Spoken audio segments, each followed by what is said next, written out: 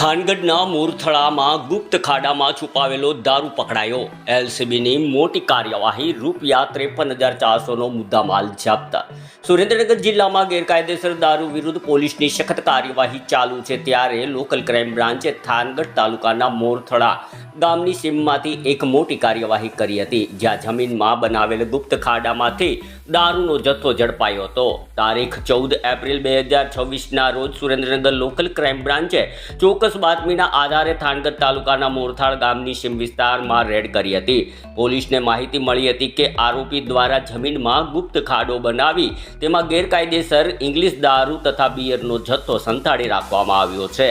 Red દરમિયાન પોલીસે ખાડામાં 137 બોટલ ઇંગ્લિશ દારૂ કિંમત રૂપિયા 43,500 તથા 45 બિયર ટીન કિંમત રૂપિયા 9,900 એમ કુલ 53,400નો પ્રોવિનેશનનો મુદ્દામાલ જપ્ત કર્યો.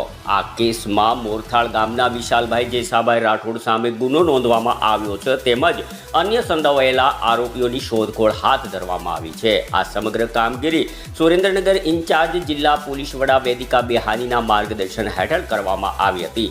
એલસીબી પોલીસ ઇન્સ્પેક્ટર જે જાડેજા, પીએસઆઈ જેવાય પઠાણ અને પેરોલ ફોર્સ કોડના ઇન્ચાર્જ NA રાયમા સહિત ટીમે સંયુક્ત રીતે આ ઓપરેશન સફળ બનાવ્યું હતું. આ મામલે થાનગઢ પોલીસ સ્ટેશનમાં પ્રોહિબિશન એક્ટ હેઠળનો ગુનો નોંધી આગળની કાર્યવાહી હાથ ધરવામાં આવી હતી. ગેરકાયદેસર પ્રવૃત્તિઓ પર લગામ કસવા માટે પોલીસ દ્વારા સતત કાર્યવાહી કરવામાં આવશે. વધુ અપડેટ માટે જોડાયેલા રહો અમારી ચેનલ સાથે. બ્યુરો રિપોર્ટ દિનેશ ગામવા સાથે ઋતુલ કુમાર ધામેચા, ધ્રાંગધ્રા, સુરેન્દ્રનગર.